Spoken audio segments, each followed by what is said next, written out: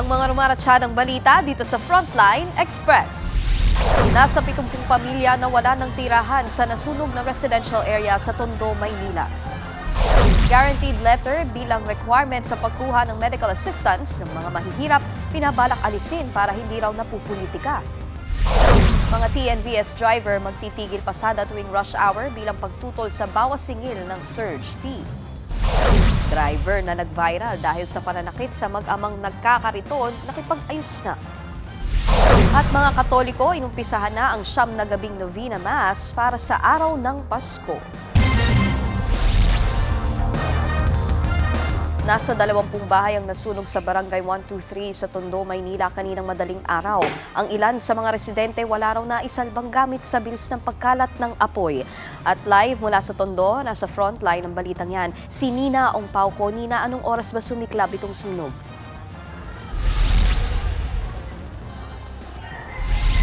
Nikki, malakas na apoy at makapal na usok ang bumungad sa mga residente sa unang araw ng simbang gabi dito sa Tondo, Maynila. Sumiklab ang sunog pasado alas 2 ng madaling araw kanina dito sa Barangay 123 Zone 9, Tondo, Maynila. Nikki, kung mapapansin nyo sa aking likuran, ito ang sitwasyon ng ating mga kapatid. Nagtayo na muna ang mga barangay na mga modular tent at ayon sa mga nakausap natin, malungkot sila dahil magpapasko na at walang matutuluyan at nasunog pa ang kanilang mga kagamitan.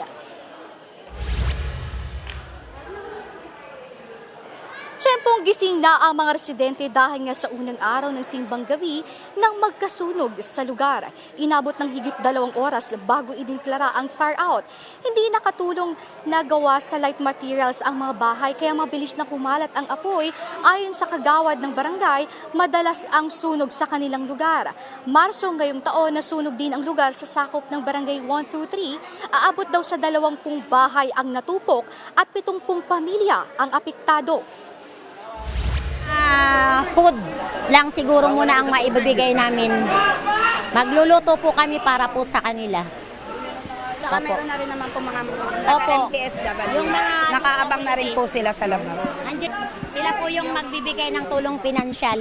Si Mayor naman, hindi naman kami pabayaan din nila. Hindi ko na po alam gagawin ko, kundi dahil po sa aso namin, hindi ko po malalaman na nagkakasunog na po. Sobrang bilis po kumalat ng apoy. Kasi yun na po, hanggang sumigaw na po kami lahat, nagpapanik na po lahat ng tao kasi po wala pa pong dumadating na bombero. Nikki, sa ngayon, inaalam pa ng otoridad o ng Bureau of Fire Protection ang sanhi ng sunog at kabuang halaga na natupok na ari-arian. Sa ngayon, nandito ang mga apektadong pamilya sa covered court at kung makapapansin nyo sa aking likuran, naghahanda na sila ng mga makakain ng ating mga kapatid na apektado ng sunog. May mga kanin at pampalipas ng ang ating mga kapatid dito na narito ngayon sa Barangay 123, Zone 9, Tondo, Maynila. Nikki? Yan ang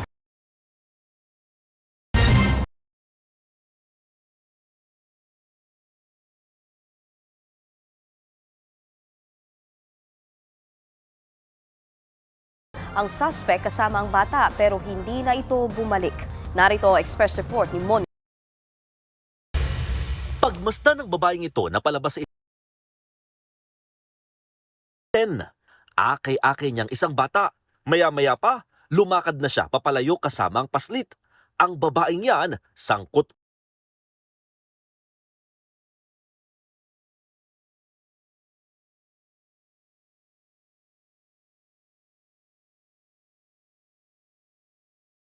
Ulam namin, syempre bilang minus gasto sir pumayag kami sir.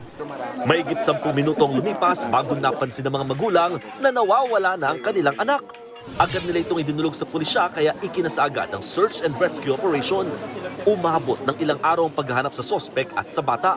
May nag-inform din po sa amin na ito raw pong sospek at ang bata nakita along Novaliches na namamalimos po. So agad naman pong pinuntahan ng ating kapulisan pero bigo pa rin po silang makita. Nitong December 12, pinuntahan ng mga pulis sa convenience store na may CCTV. Dito nila nakita at naaresto ang 20 anyos na sospek na napag-alamang isa ring street dweller. Yun nga lang, hindi na niya kasama ang bata. Sabi ng sospek, sa Muñoz niya raw po huling dinala yung bata. Pero hanggang sa ngayon po, wala pa rin pong hindi pa rin po natin makita kung nasaan po yung kinaroroonan ng bata. Sinampa na ang sospek ng reklamong kidnapping at paglabag sa Child Abuse, Exploitation and Discrimination Act. Hindi pa malinaw ang motibo ng sospek. Patuloy naman ang backtracking sa mga CCTV sa lugar kung saan posibleng makita ang bata. Bilang tatay, nag-iisang anak po namin yun, sir. Sobrang bigat. Sobrang hirap na po ng namin, sir. Ang bigat na sa pakiramdam, sir. Di na namin alam kung nasan yung anak namin. Kung nakakain ba siya ng maayos. Nakikiusap kami sa'yo. Pagbigay, alam mo naman yung totoo kung nasan yung anak namin. Di na kasi mapanatag, sir. Nagbabalita mula sa Frontline, Mon Gualvez, News 5. Lumutang na ang driver na nag-viral dahil sa pagmumura at pananakit sa mag-amang nagkakariton sa Antipolo, Rizal. Nauwi na sa pag-uusap ang insidente habang patuloy namang suspendido ang lisensya ng nasabing driver. Yan ang Express Report ni Gary De Leon. Okay na sana, tinanong ako ulit eh. Kuya, wag ka manakit, kuya! Viral ngayon ang video na ito kung saan minura at sinapok ng isang pickup driver ang lalaki may tulak na kariton sa M. Santos Street sa Antipolo, Rizal. Makikitang lalo pang umiyak ang batang babae nang makitang sinaktan ng motorista ang kanyang ama. Nang malamang binivideohan ng ibang residente, agad umalis ang pickup driver. Kwento ng biktimang si alias Nestor, pauwi na sila ng 3 gulang na anak nang makasalubong ang pickup. Nakipag-gitgitan daw sa kanila ang driver. Dahil masikip ang kalsada, inawi niya ang anak para hindi mabundol pero umiyak ang anak. Dito na raw bumaba ang pickup driver sa pagkakalang nasagi ng kariton ng kanyang sasakyan. Nagbanta rin daw ang driver na babarilin si Nestor. Naalak namin yun dahil nagtiyakin ko na pauwi na po ako ng pagod ako. Ano po talaga po nag-git-git. Gusto niya parang dating gusto niya mauna siya. Matapos mag-viral, napasugod sa presinto ang pickup driver. Napunta siya rito para i-clear din niya yung pangalan niya kasi gusto niya sana magsampar ng reklamo sa nag-upload ng video. Pero nang malaman daw ng pickup driver na pinatatawag na siya ng LTO, agad kumambyo ang driver at nakipag-areglo na rin sa biktima. Hindi na rin daw nito ididimanda ang uploader. Sa ngayon, suspindido ng 70 araw ang lisensya ng pickup driver. Hihintayin din siya ng LTO para magpaliwanag kung bakit hindi dapat mabawi ang kanyang driver's license. Nagbabalita mula sa Frontline, Gary De Leon, News 5. Sugatan ng isang miyembro ng Philippine Air Force matapos makipagbarilan sa isang pulis sa Zamboanga City. Ang ugat, love triangle. Ayon sa mga pulis, papasok sa trabaho sa Edwin Andrews Air Base ang biktima nang mapansin niya ang sasakyan ng asawa niya na nakaparada sa labas ng isang apartment. Kinumpronta niya raw ang asawa na kasama raw noon ang isang pulis. Dito na raw kinuha ng pulis ang service firearm at pinaputukan ang tauhan ng Air Force. Tinamaan siya sa bandang tadyang. Tumakas naman daw ang gunman pero sumuko rin kalaunan. Nagpapagaling na sa ospital ang biktima at patuloy ang investigasyon sa krimen. Samantala, meron daw banta sa liderato ng Kamara ayon kay Senator Ping Lacson. Sa panayam ng programang Storycon ng One News kay Lacson, sinabi niyang meron daw siyang naririnig na threat laban kina House Speaker Bogie D at Majority Leader Sandro Marcos. Hanggang ngayon daw kasi may mga mambabatas na humihiling pagdating sa budget, partikular sa pondo ng Department of Public Works and Highways at sa MAIF, ang Medical Assistance to Indigent and Financially Incapacitated Patients. So wala pang reaksyon tungkol dyan ang Kamara. May threat pa sa kanilang leadership. Ito yung nasagap ko Pag hindi nyo pinagbigyan yung mga individual namin, magkakasubukan tayo. Mahirap yon kasi may balancing act ka. Usapang budget pa rin, balak ng tanggalin ang guaranteed letters bilang requirement sa medical assistance para sa mga mahihirap. Yan daw ay para hindi na mapolitika ang programa. Ito ang nakitang solusyon ni Senator Ping Lacson para hindi magmukhang pork barrel ang programang Medical Assistance to Indigent and Financially Incapacitated Patients o MAIF. Sa ngayon kasi, kailangan pang manghingi ng guaranteed letters sa mga politiko bago makakuha ng tulong pangkalusugan. Una nang nagbabala si Lacson na hindi niya pipirmahan ang BICAM report ng 2026 budget kung ipipilit dito ang 51 billion pesos na pondo para sa MAIF. Kasi pag may guarantee letter, ibig sabihin nun, patronage politics yun at saka selective. Kung papasok namin dito sa Universal Healthcare Program, walang problema. So lahat makikinabang. Indiscriminate. Meaning kung sino talaga nangangailangan, yun ang mabibigyan. Hindi yan pork barrel. Hindi namin iaalaw magkakaroon. Maing pork barrel, medical assistance yun, diretso. Sabi naman ng palasyo, mukhang malabong i-veto ni Pangulong Bongbong Marcos ang pondo para sa MAIF. Tiniyak din nilang rekta ang pondo nito sa mga ospital at LGU at hindi dadaan sa mga politiko. Ang plano po kasi dito ng DOH ay maiangat at maitaas po ang budget ng MyPIF dahil po ito ay para mas matugunan po yung zero balance billing sa LGUs. Ito po ay manggagaling din po sa DOH. Hindi po kasi dadaan sa mga politiko ang pondo na ito. Dediretso po ito sa local government units sa LGU hospital. May mensahe ang Malacanang sa mga nagtatanong kung may makukulong pa ba sa flood control scandal bago magpasko. Abangan na lang po natin. 9 na araw kasi bago ang Pasko, muling binalikan ng mga kritiko ang pangako na yan ni Pangulong Bongbong Marcos. Unang sinabi ni PBBM na ilalabas ang arrest warrant sa mga sangkot sa katiwalian bago magpasko. Nangako rin noon si Ombudsman Boying Remulla na ngayong araw ilalabas ang warrant sa mga malalaking pagpangalang dawit dito. Sa ngayon, hawak na ng NBI ang kontratistang si Sara Diskaya habang tinutugis pa si Zaldico. Abangan na lang po natin dahil ito naman din po ay sa ating pagkakaalam ay talagang tinatrabaho rin po at pinagtutuunan ng pansin ng DOJ pati na po ng Ombudsman.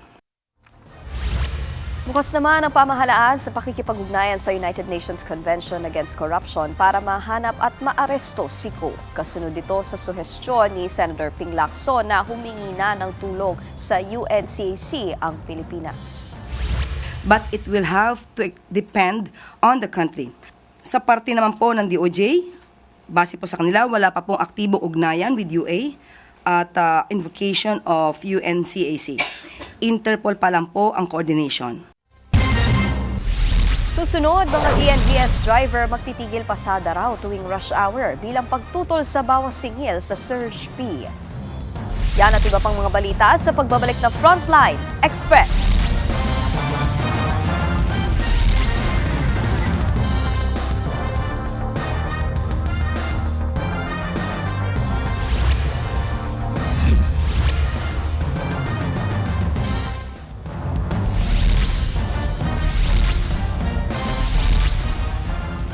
Nagsimula na ang 9 na araw na simbang gabi para sa mga kapatid nating Katoliko. Maagang nagtungo ang mga deboto sa Quiapo Church sa Maynila para sa kanilang panata. At paalala ng mga pari sa kanyang humili kanina, huwag kalimutan ang kahulugan ng simbang gabi na paghahanda para sa kapanganakan ni Jesus. Mainam daw na buksan ang mga puso di lamang sa kanyang pagdating kundi sa ating kapwa. Samantala, para sa seguridad ng mga magsisimba, higit 70,000 na pulis ang ipinakalat sa mga simbahan.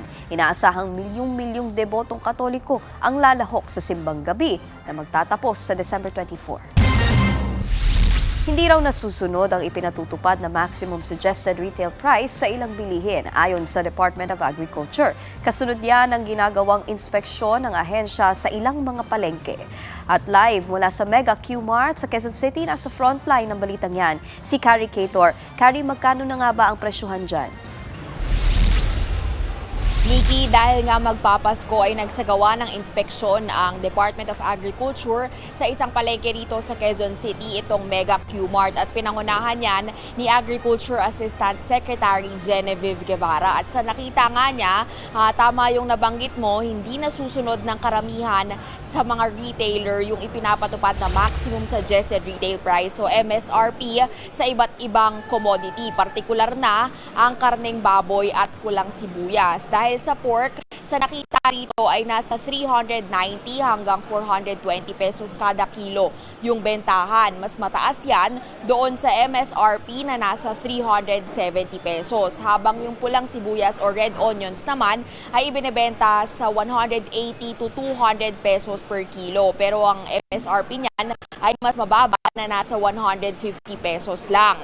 So ang DA, inisyuhan nila ng mga notice to explain yung mga retailer na hindi nga nakakasunod, which is halos lahat sila dito ay talagang mas mataas doon sa MSRP yung benta, at bibigyan daw sila ng 3 days para masagot ang mga ito. Ito raw yung gagamitin din ng DA para matrace kung sino yung mga suppliers, saan to nanggaling, ano yung mga dahilan kung bakit yung puhunan nila mas mataas pa roon nga sa MSRP at hindi nasusunod ng mga retailer. Tapos wala naman daw penalty para sa mga magmamatigas pa rin or hindi pa rin makakasunod.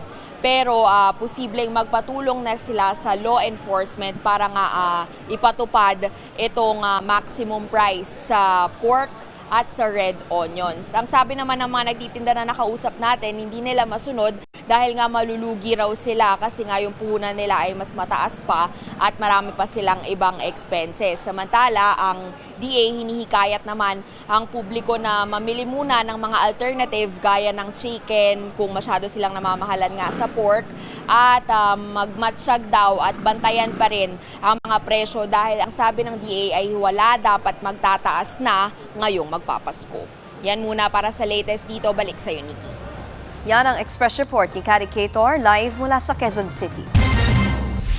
Dahil sa pagpataw ng LTFRB ng multa sa mga nagka-cancel ng booking, pati ang bawas singil sa surge price, nagbabalak na magtigil pasada ang mga TNVS driver. Itatapat daw nila yan tuwing rush hour ngayong holiday season. Nasa frontline ng balitang yan, si Gary De Leon. Ngayong araw dapat mag-aain ng petisyon ang grupong laban TNVS sa Land Transportation Franchising and Regulatory Board. Yan ay para sana pigilan ang pagpapatupad ng 2 memorandum circular ng ahensya. Una ay ang pagpataw ng kaukulang parusa sa mga driver ng Transport Network Vehicle Service na nagkakansela ng booking nang walang sapat na basehan. Pangalawa ay ang bawas singil ng surge price ngayong holiday season. Pero sa halip na ipetisyon ng mga ito, idadaan na lang daw nila ito sa tigil pasada tuwing rush hour. Kaysa mauwi sa pagkalugi during holiday season, ay hindi na lang po babiyahe ang karamihan sa aming mga TNVS. Mukhang sarado naman na ang isip ng ating mga regulators tungkol dito. Paglilinaw ng grupo, mag-o-offline lamang daw sila sa mga oras na matindi ang traffic at maraming nagbubook sa kanila. Plano nila itong simulan sa pagpapatupad din ng bawas singil sa surge price sa December 17 hanggang January 4. Pakahirap ng biyahe ngayon dahil sa sobrang traffic. Alam namang magpalugi ang mga TNVS ngayong panahon ng Kapaskuhan. Pero ngayon pa lang, umaalma na ang ilang suki ng TNVS sa planong tigil pasada tuwing rush hour. Ang hirap po niyan kasi yung mga commuters po mahirapan din. Tsaka kapag nagtigil pasada po sila, parang sila din po mawawala ng hanap buhay. Hindi mo rin masisisi yung mga drivers since hindi lang naman kami yung mga nadedehado, di kami yung nawawalan ng oras. Pati din yung mga drivers. Para sa akin, sa system talaga yung may problema. Tiniyak naman ng LTFRB na handa sila sa bantang tigil pasada ng mga TNVS driver. Pero umaasa pa rin ang ahensya na magiging bukas ang grupo sa surge price adjustment. We will coordinate po sa ating mga TNC kung ilan yung mga nag-go offline. Otherwise, mapupilitan po tayo magbigay ng mga special permit or any other. We will coordinate with other transport companies para naman po makatulong sa ating mga pasahero. Pero sana po ay hindi po sila mag-offline. Nagbabalita mula sa frontline, Gary De Leon, News 5. Sarado pa rin sa mga motorista ang Bucana Bridge sa Davao City. Yan ay sa kabila ng inaasahang pagbubukasan nito kahapon. At para sa update, live mula sa Davao City, aniya sa frontline sa balita si Bril Montalvo ng News 5, Mindanao. Bril, bakit nga ba naudlot ito?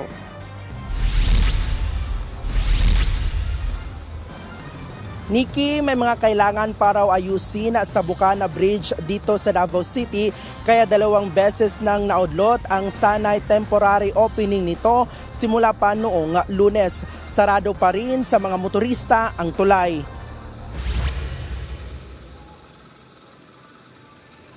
Noong December 4 lang ng personal na ininspeksyon ni Pangulong Bongbong Marcos itong Bukana Bridge at inanunsyo na sa December 15 o kahapon bubuksan ito. Pero kahapon, base sa anunsyo ng official Facebook page ng DPWH 11, hindi pa umano maaaring buksan ang Bukana Bridge dahil meron pang ilang bahagi ng daan ang inaayos at maaaring makadelikado sa mga motorista. Maging ang mga electrical wirings nito ay inaayos pa din. Dagdag ng DPWH, sinabi nito na kaninang alas 6 ng umaga sana bubuksan ang tulay sa halip na kahapon pero hindi pa rin dahil dito nagkaroon ng bahagyang kalituhan sa mga Davaoenyo ang mga biglaang anunsyo. Sa pahayag naman ni Acting Mayor Baste Duterte sa kanyang official Facebook page account, sinabi nito na premature at careless umano ang pronouncement ni PBBM sa pagbubukas ng Bukana Bridge. Banat pa niya sa mga nag-aanunsyo ng opening, mas mahalaga pa raw sa mga ito ang gawing kaaya-aya ang kanilang mga sarili kesa unahin ang kaligtasan ng mga taga Davao. Nasa jurisdiction pa rin umano ng DPWH ang nasabing kalsada at hindi pa opisyal na na-turn over sa LGU dahil hindi pa umano ito tapos. Dagdag pa ni Mayor Baste, alam pa ba ng DPWH ang kanilang trabaho? 2 lanes pa lang din ang natapos sa halip na 4 lanes ang kalsada nito sa Bukana Bridge. Inaasahan pa sana na sa March 2026 pa tuluyang matatapos ang kabuuang ang nasabing daan. Nikki, sa ngayon kung makikita nyo dito ay patuloy pa rin inaayos ang segment B dito nga sa Rojas Boulevard na karugtong nga nito nga Bukana Bridge. Samantala, Nikki, kanina ay hininga natin ng komento ito nga DPWH hinggil sa pahayag ni Acting Mayor Baste Duterte pero wala pa silang tugon dito. Wala pa rin panibagong anunsyo ang ahensya kung kailan ulit magaganap ang temporary opening ng tulay. Nikki. Yan ang Express Report ni Bril Montalvo mula sa Davao City. Marami pang abang balita sa pagbabalik ng Frontline Express.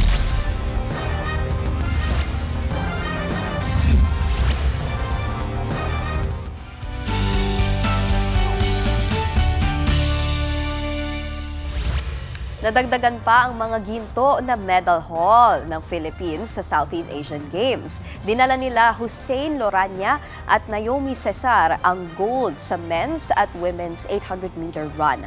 Nagtala ng oras ng 1 minute and 48.80 seconds si Loranya habang 2 minutes and 10.41 seconds naman ang oras ni Cesar. Bronze medalist sa kaparehong event ang kapwa Pinay ni Cesar na si Bernalyn Behoy. Dahil dito, umakyat sa 25 ang kabuuang bilang ng ginto ng bansa sa SEA Games. Meron din tayong 38 silver at 80 bronze para sa total na 143 medals. Pag-anim yan sa medal tally na pinangungunahan pa rin ng host na Thailand. Meron na silang 145 na gold, 87 na silver at 59 na bronze medals. Sa weather update naman, asahan po ang maaliwalas na panahon pero may tsansa pa rin ang mga pag-ulan sa ilang bahagi ng bansa. Partikular na nagdadala ng malamig na panahon ang amihan dito sa Metro Manila, Cagayan, Isabela, Quirino, Nueva Vizcaya, Apayao, Kalinga, Mountain Province, Ifugao, Ilocos Region at iba pang bahagi ng Cordillera Administrative Region, Cagayan Valley at Central Luzon. Shear line o banggaan ng malamig at mainit na hangin na posibleng magpaulan sa Aurora at Calabarzon, habang easterlies naman ang umiiral sa Bicol Region, Northern Samar, Eastern Samar, Southern Leyte, Caraga, Davao Region at nalalabing bahagi ng bansa. Kami po ang inyong kapatid sa balitaan at public service, walang iwanan sa Frontline Express. Abangan ang mga balita sa hapon, mamayang 2:30 p.m. Ako po si Nikki De Guzman. Susunod na ang face-to-face harapan.